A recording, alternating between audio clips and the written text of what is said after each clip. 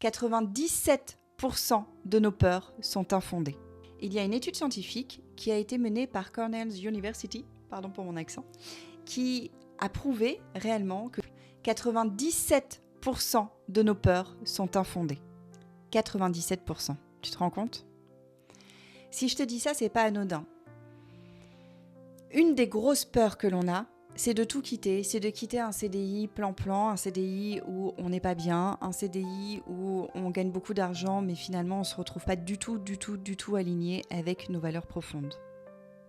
Et si je te disais que ça voulait dire qu'en fait, tu n'étais juste pas aligné avec ta mission de vie, avec tes valeurs profondes. Tu l'appelles comme tu veux, spirituellement parlant, on parle de mission de vie, mais en fait, si tu n'y crois pas, parle de valeurs profondes.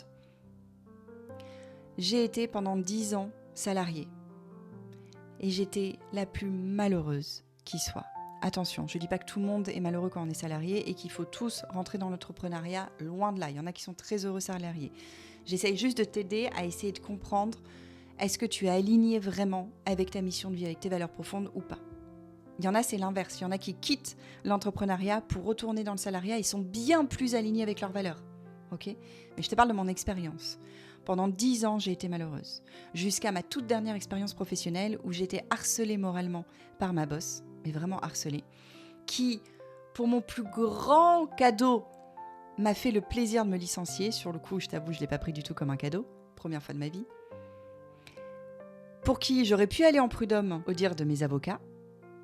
Et pour autant, j'ai décidé de laisser tout ça derrière, d'accepter ce cadeau énorme qu'elle m'a fait. Et ça a été le début de ma vie incroyable. Ça a été le début de mon entrepreneuriat. Ça a été le début de ma nouvelle vie où j'étais en adéquation profonde avec mes valeurs.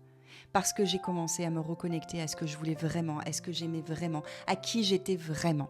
Et aujourd'hui, à 42 ans, je vis la plus belle vie qui soit, avec un métier passion de coach qui me passionne, qui m'anime tous les jours, avec une reconnaissance incroyable quand je peux aider toutes les dizaines et dizaines et dizaines de femmes que j'ai aidées, et d'hommes d'ailleurs, à se transformer, à reprendre le pouvoir de leur vie. Là, je me sens en parfaite adéquation. Mais pour ça, il a fallu vraiment que je sorte de ma zone de confort, que j'accepte que la plupart de mes peurs étaient infondées et que j'accepte surtout, d'oser franchir le cap, d'oser passer le pas. Alors oui, c'est difficile.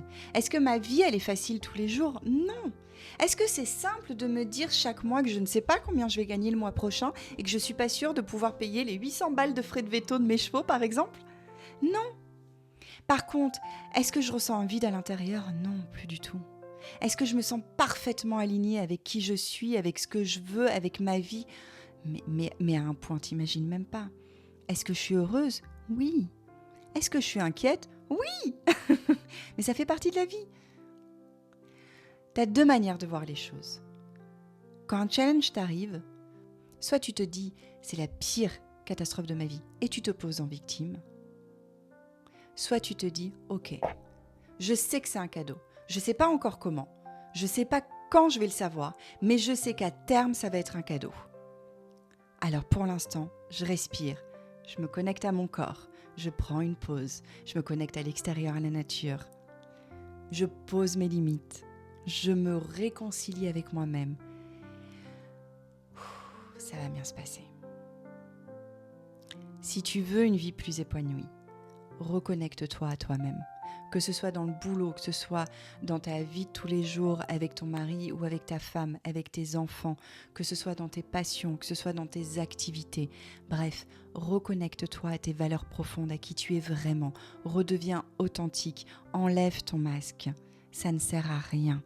Je préfère être détestée pour qui je suis vraiment que d'être aimée pour qui je ne suis pas. Reprendre le contrôle de ta vie, c'est possible.